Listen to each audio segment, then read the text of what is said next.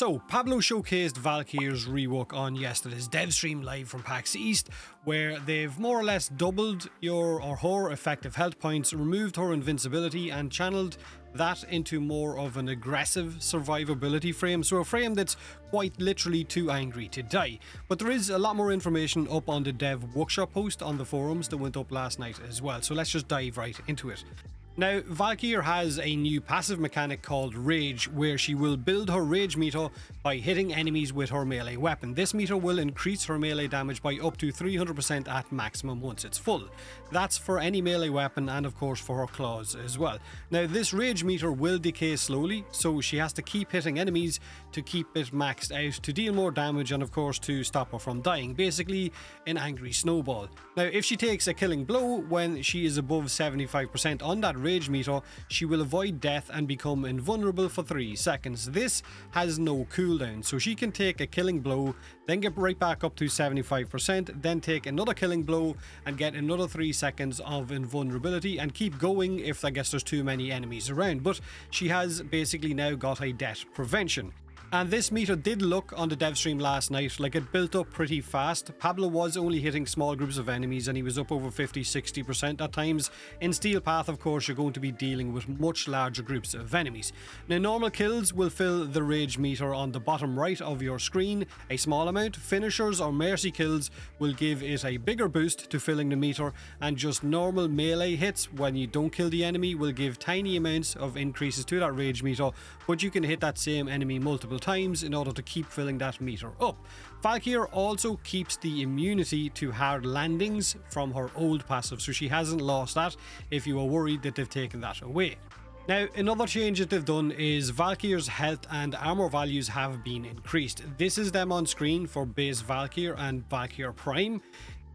These armor values are of course before you cast Warcry, which is going to add even more armor, and before you turn on her Hysteria, her ultimate, which apparently is going to triple Warcry's values, armor values as well.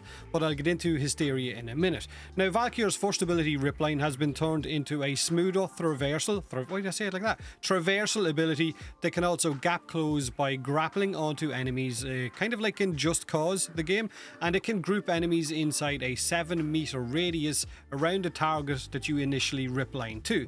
That 7 meters can be increased with range mods. So a ranged modded Valkyr, which sounds crazy in this day and age, has got potential now with this upcoming rework to group enemies in larger amounts so that she can wail on them with her claws. Now, her Warcry ability can now be recast. It can be cast while you're moving. Its base duration has been increased from 15 seconds to 20 seconds.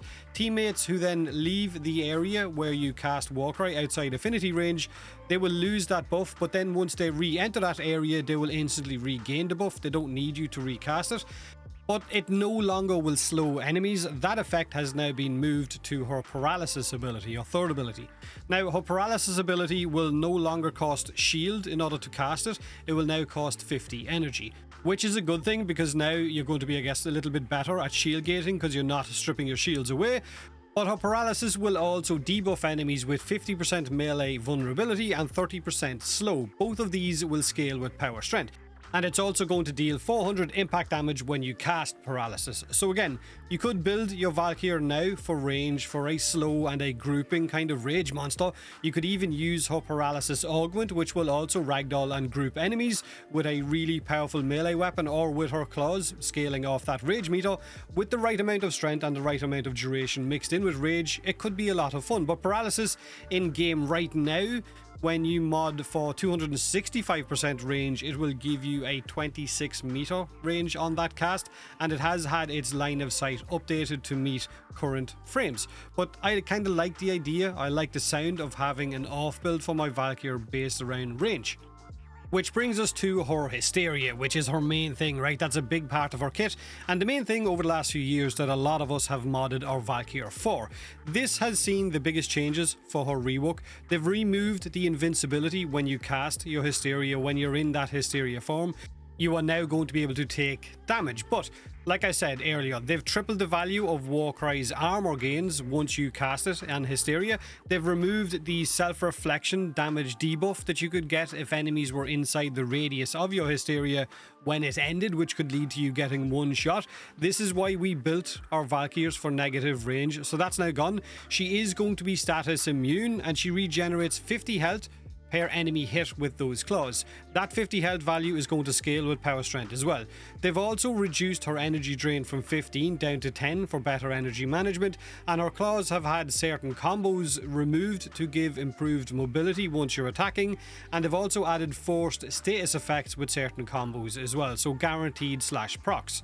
On top of this, they've changed the status weighting on her claws as well, so it's now going to deal 75% slash damage and 25% puncture with no impact whatsoever. Several damage multipliers in her combos have also seen an increase of up to 300% as well, which you're seeing on screen right now.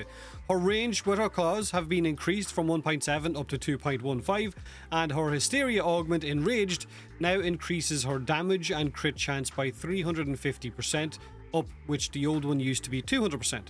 So the old Valkyr's kit revolved completely around her Hysteria, right, and just hitting a one button invincibility while having a passive that was a 50% knockdown recovery. You could simply mod for high strength, negative range with a bit of duration and you were good to go. But her build options were pretty limited for the vast majority of us. Now I know there's probably some people out there who did build for just Warcry or did build for just paralysis and things like that. There might even be someone out there that actually enjoyed Ripline. So they've kind of looked to change that, and they've looked to lean more into her Berserker identity, and the reworked Valkyr, while no longer having the invincibility, she's now going to be immune to status, while in her Hysteria she can shield gate more effectively since you're not going to lose your shield when you cast paralysis. Her armor from Warcry is tripled in Hysteria as well. She can slow enemies with her paralysis, she can make them more vulnerable to melee damage, she can group them with her ripline, she can still heal on attack, but that heal is going to scale with your power strength. And her passive is going to increase her damage output with melee weapons by up to 300%.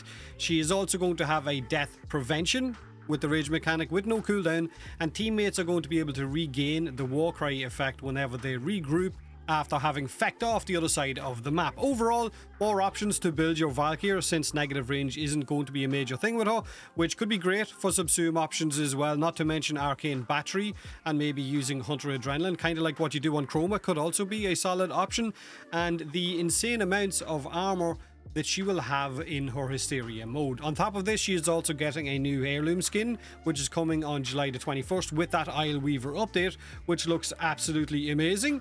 But for the most part, her rework is looking incredibly good. Now, I know there's going to be people who don't like it. There's going to be Valkyr mains who really love it, and then there'll be mains who really don't like it. Let me know in the comment section below what you do like or what you don't like, by all means.